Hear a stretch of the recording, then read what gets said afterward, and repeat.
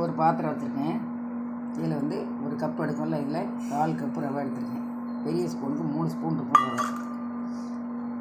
இதில் வந்து அதுக்கு தேவையான தண்ணீர் வந்து அதே 1/4 கப்பு வெந்நீர்.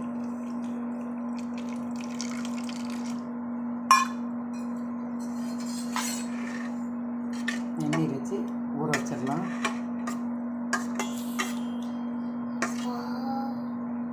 இது அப்படியே இருக்கட்டும்.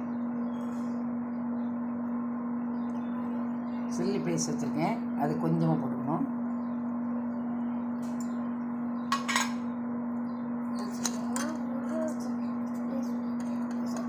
கறி மசாலா எல்லாம் வறுத்து திரிச்சது ஒரு பிஞ்ச் அளவு தான் போடணும், அதுவும் போட்டுக்கலாம்.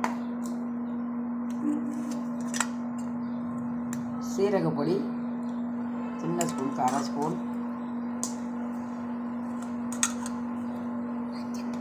மஞ்சப்பொடி சின்ன ஸ்பூனுக்கு 1/2 ஸ்பூன்,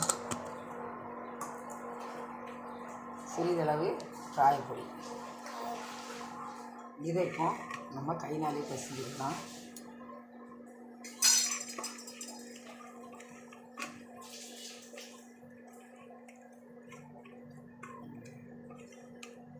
இது அப்படியே இருக்கட்டும். இது கூட கொஞ்சம் மல்லித்தழை, கொஞ்சம் கருவேப்பிலை.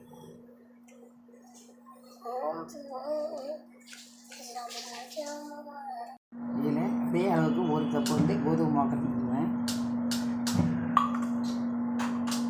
அதுக்கு தேவையான உப்பு கலந்துக்கலாம். வந்து அதையும் சேர்த்து நம்ம பிசைஞ்சிடணும்.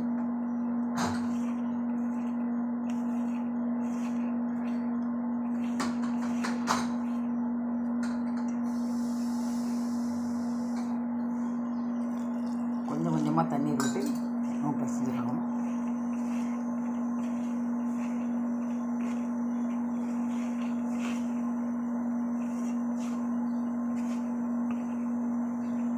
மசாலா பூரி பண்ண போகிறேன்.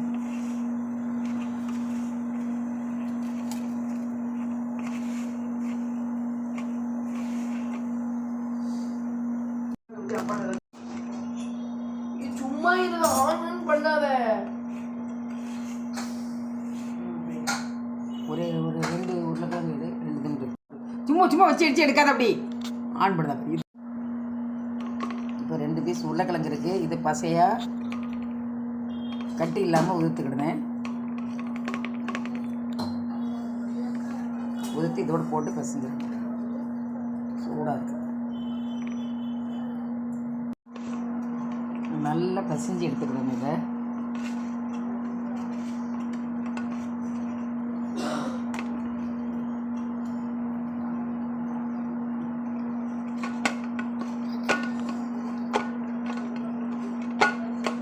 இதை அப்படியே இருக்கட்டும். ஒரு 5 நிமிஷம் இருக்கட்டும். இந்த மாதிரி மாவு சாஃப்டாக இருக்கணும். ஒரு 5 நிமிஷம் அப்படியே இருக்கட்டும். ஸ்டவ்வில் ஒரு கடாயை வச்சுருக்கேன். எண்ணெய் ஊற்றிக்கலாம்.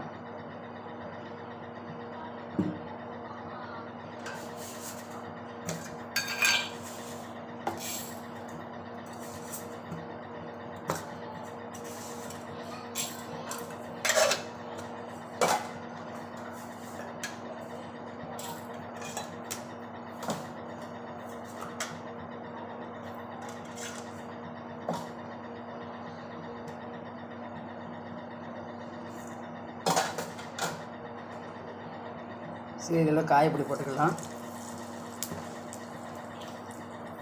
கடுகு, உளுந்தம்பருப்பு, வெந்தயம், சிறிதளவு சீரகம் நல்லா பொரியட்டும்.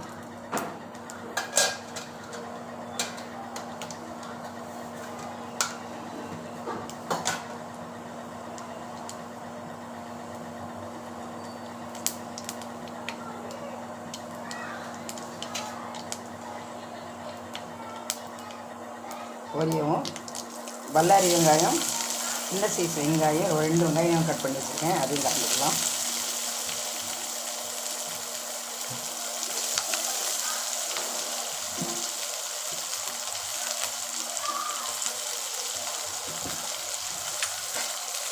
ரொம்ப வதக்கணும் இல்லை, ஓரளவு கண்ணாடி பழத்துக்கு வரணுங்கிறது இல்லை, நிதானமாக வதக்கினாலே போதும்.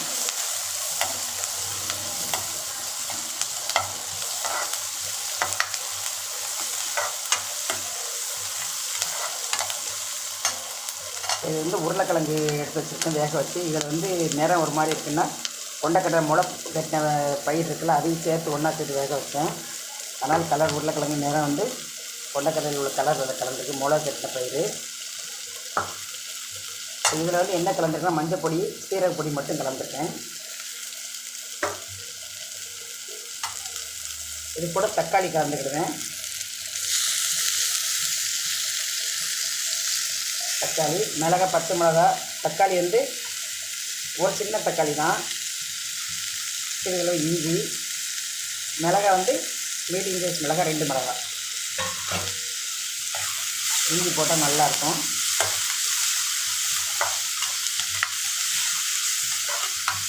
இந்த மாதிரி வச்சு சாப்பிட்றது நல்லாயிருக்கும். பூரிக்கு, கிழங்கு, தோசை, இட்லி எதுக்குனாலும் நல்லாயிருக்கும். இது கலப்படம் எதுவுமே கிடையாது, வீட்டில் இருக்க பொருளை வச்சு நீங்கள் பண்ணலாம்.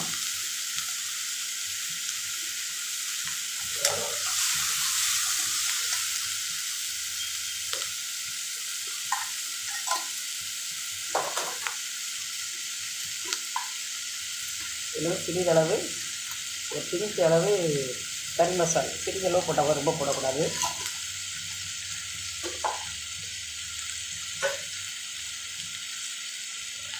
கிழங்குக்கு தேவையான உப்பை கலந்துக்கலாம். உப்பை கலரும்போது நல்லா சீக்கிரம் வந்துடும், தக்காளி மசிஞ்சு வைக்கிறோம்.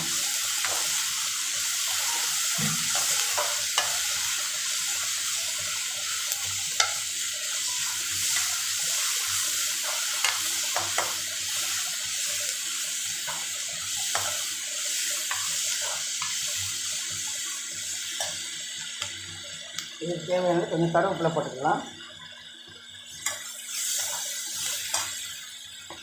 இப்போ மறுச்சு வைக்க உருளைக்கிழங்கு அதில் கலந்துக்கலாம்.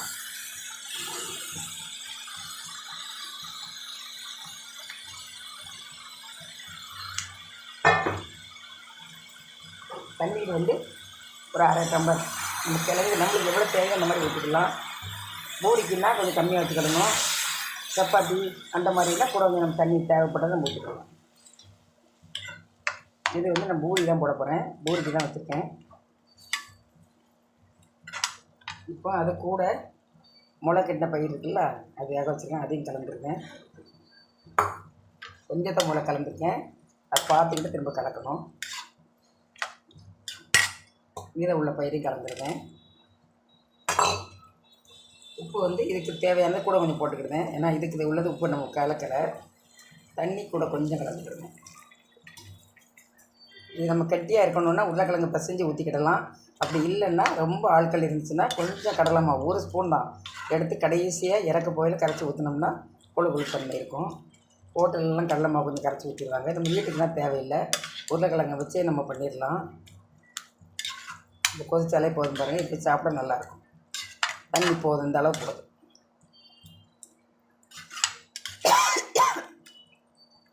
கொண்டக்கடலை, கிழங்கு, பூரி குருமாக்கு வச்சுருக்கேன். பூரி வந்து மசாலா பொடி போட போகிறேன், அதுக்கு இந்த மாதிரி குருமா வச்சு ரொம்ப டேஸ்ட்டாக இருக்கும். கொதிக்கட்டும், நல்லா கொதிக்கட்டும்.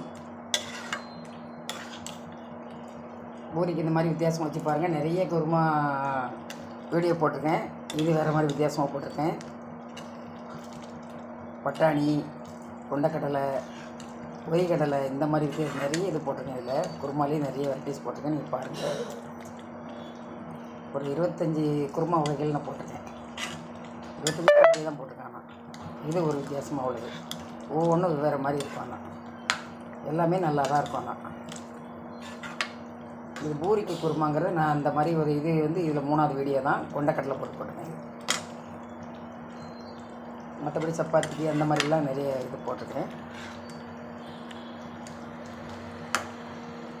இது எந்த மசாலா, வீட்டு மசாலா, மிளகுத்தப்பொடி, மல்லிப்பொடி எந்த இதுவும் தேவையில்லை. இருக்குது சிம்பிளாக செஞ்சு முடியலாம். அப்புறம் எல்லாத்தையும் எடுத்து வச்சுட்டு வச்சோம்னா கரெக்டாக 5 நிமிஷம் தான், நம்ம கொதிக்க விட்டுற டைம் தான் இருக்குது. இந்த டைம்லாம் ரொம்ப இழுக்காது. இப்போ நல்லா கொதிச்சுட்டு பாருங்கள், இறக்க வேண்டிய ஸ்டேஜ் வந்துட்டு இப்போ இறக்க போகும்போது லைட்டாக கருவேப்பிலை மல்லித்தலை லைட்டாக தூவி இறக்கிடலாம்.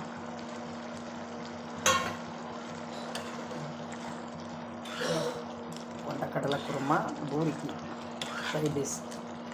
இதே மாதிரி செஞ்சு பாருங்கள். லைக் பண்ணுங்கள், ஷேர் பண்ணுங்கள், சப்ஸ்கிரைப் பண்ணுங்கள், பெல் பட்டனை கிளிக் பண்ணுங்கள். ஃபுல் வீடியோவும் பாருங்கள். நிறைய வீடியோக்கள் போட்டிருக்கேன். சப்ஸ்கிரைப் பண்ணாதவங்க சப்ஸ்கிரைப் பண்ணிவிட்டு பாருங்கள். மாவு நல்லா ஊறிட்டு இப்போ ஒரு சிறிதளவு எடுத்துக்கிட்டேன். எண்ணெய் போட்டு பிரட்டினாலும் பிரட்டலாம், இல்லைன்னா நம்ம மாவு போட்டு பிரட்டினாலும் பிரட்டலாம். இந்த அளவு மாவு உருண்டை எடுத்துக்கிடுங்க. இந்த மாவு எடுத்துருக்கல, இதை லேசாக மாவில் தேய்ச்சிக்கலாம்.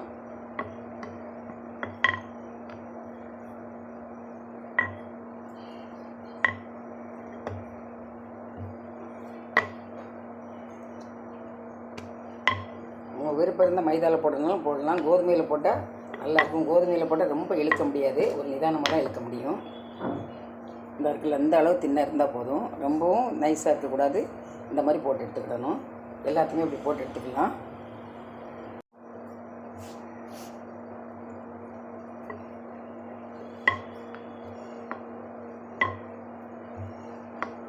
கோதுமை மாவுனா ஒரு லிமிட்டாக தான் நம்ம இழுக்க முடியும். மைதானா ரொம்ப இழுக்கலாம், ஆனால் சிலருக்கு பிடிக்காது. கோதுமை தான் ரொம்ப நல்லது. இந்த மாதிரி போட்டு எடுத்துக்கிட்டேன். எண்ணெய் போட்டது போடாதனால நீங்கள் தடுக்கலாம். நம்மளுக்கு எது விருப்பமோ அதை வச்சுக்கலாம். ஆனால் மாவு தான் ரொம்ப நல்லது. ஆனால்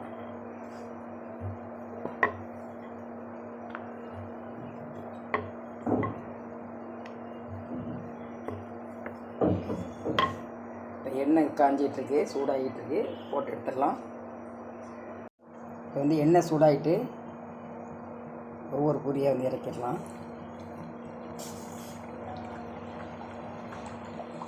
மசாலா பூரி சில பேர் கூட்டு வச்சு சாப்பிடலன்னா, கிழங்கு வச்சு சாப்பிடலன்னா நீங்கள் இந்த மாதிரியே கொடுங்க, அதையும் சாப்பிட்டுக்கணும்.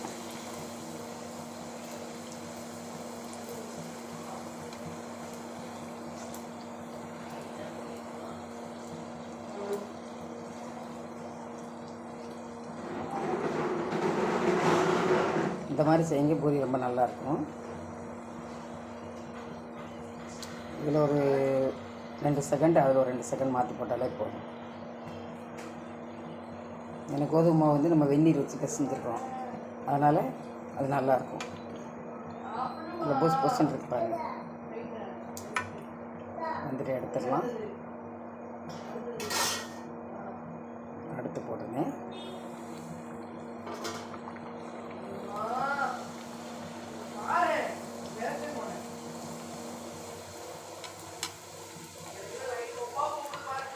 எப்படி வருதுன்னு பாருங்கள், பூசுன்னு வருதுன்னு பாருங்கள்.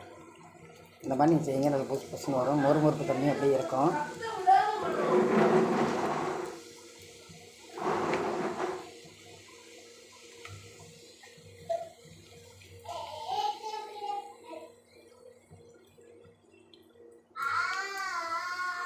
எடுத்துடலாம்.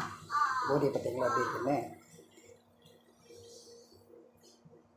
அவ்வளோ ஒரு டேஸ்ட்டாக இருக்கும். அடுத்து போட்டுனேன்.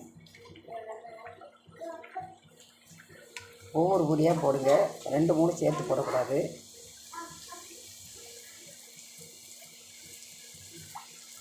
நான் சொல்கிற அளவு பிராரமே நீங்கள் வைங்க, பூரி நல்லாயிருக்கும்.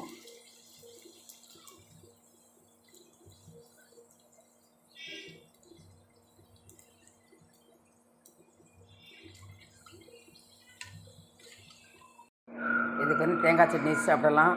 நான் கிழங்கு வச்சுருக்கேன், சென்னா குருமா. இதேமாரி செஞ்சு பாருங்கள். லைக் பண்ணுங்கள், ஷேர் பண்ணுங்கள், சப்ஸ்கிரைப் பண்ணுங்கள், கிளிக் பட்டனை கிளிக் பண்ணுங்கள். ஃபுல் வீடியோவும் பாருங்கள்.